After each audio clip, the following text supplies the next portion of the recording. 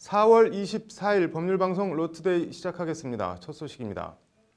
선관위가 국민투표법 개정 시한으로 제시한 4월 23일을 어제 넘김에 따라 오는 6월 지방선거와 동시 개헌은 일단 무산됐습니다. 문재인 대통령은 오늘 국무회의 공개석상에서 상식적으로 납득이 안 된다는 이례적으로 강한 어조로 국회를 비판했습니다. 개헌 국회 통과 여지와 가능성을 짚어봤습니다. 조현경 기자입니다. 오늘 오전 청와대에서 열린 국무회의. 문재인 대통령은 공개 모두 발언에서 국민투표법이 선관위 데드라인 시한인 어제까지 국회를 통과하지 못한 데에 대해 작심하고 국회 비판 발언을 쏟아냈습니다. 국민투표법이 끝내 기간 안에 결정되지 않아 지방선거와 개헌 국민투표의 동시 실시가 무산되고 말았다. 이로써 국민께 다짐했던 약속을 지킬 수 없게 됐고 국민께 매우 유감스럽고 안타깝다는 말씀을 드린다. 국회는 대통령이 국민의 뜻을 모아 발의한 헌법 개정안을 단 한 번도 심의조차 하지 않은 채 국민투표 자체를 할 수 없게 만들었다.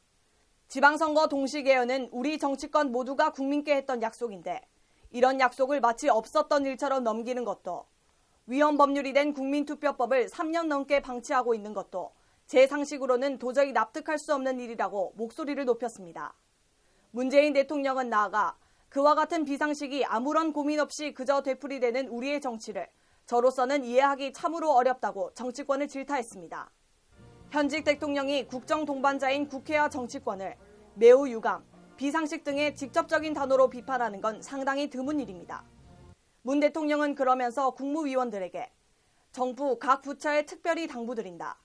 부처별로 개헌안의 취지를 반영한 제도 정책을 적극적으로 마련해 추진해달라고 주문했습니다. 국회 개헌안 통과 여부와 상관없이 제 갈 길을 가겠다는 겁니다. 정부 개헌안 철회 여부에 대해선 남북 정상회담 후 심사숙고해 결정하도록 하겠다고 밝혔습니다.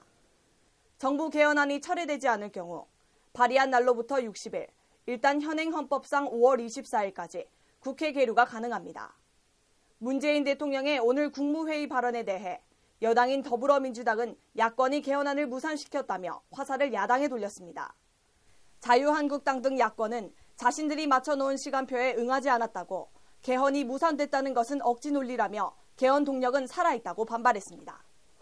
여당은 개헌이 무산됐다고 하고 오히려 야당이 개헌 동력이 살아있다고 하는 역설적인 상황. 국회가 극적인 합의를 이끌어낼 수 있을지 주목됩니다. 법률방송 조현경입니다.